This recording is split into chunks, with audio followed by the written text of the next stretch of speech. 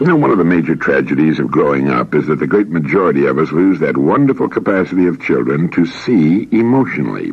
Do you remember how you saw things when you were a small child? Sometimes things, and quite often the simplest, seemed so beautiful to us it was almost unbearable. And that's why a small child, still unspoiled by the acquisitiveness of modern society, will keep the box or wrapping paper and throw away the gift. I was fortunate to live a part of my childhood on a small farm in Northern California. It was beautiful country, and I can remember how the earth smelled after a rain and how unutterably beautiful everything was. The trees, the grass, the poppies, the sky, the clouds, the birds, the puddles of water in a dirt road. Every walk in the fields or woods was the greatest kind of adventure, filled with beauty. Well, I was reading W.H. Hudson, probably the greatest naturalist of his time, and came across this line. He wrote, "We may say that impressions are vivid and live vividly in the mind, even to the end of life, in those alone in whom something that is of the child survives in the adult.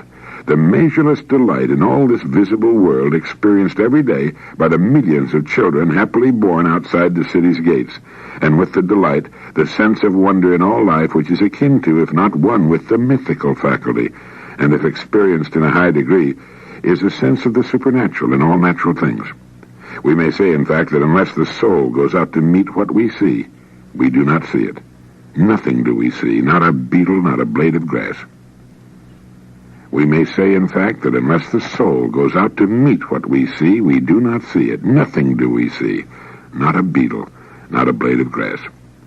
That's why two people can look at the same sight, and while one is transformed and struck dumb by the awesome beauty of it, the other person will turn and walk away. And the fact is, the other person didn't see it. He looked, but he didn't see. I remember coming back from Europe by ship one time, and one morning I came on deck to see the most beautiful and magnificent island I had ever seen. It was San Miguel in the eastern Azores.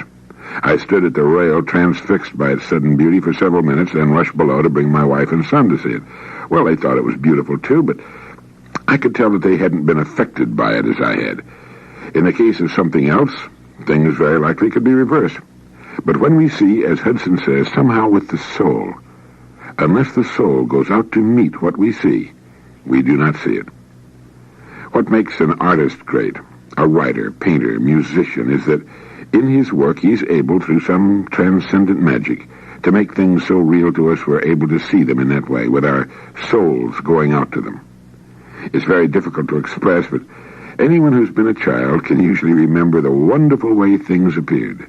Now, the trick and the idea is to keep that faculty alive. The reason children so love animals and birds, living things of all kinds, is because their little souls rush out to meet them.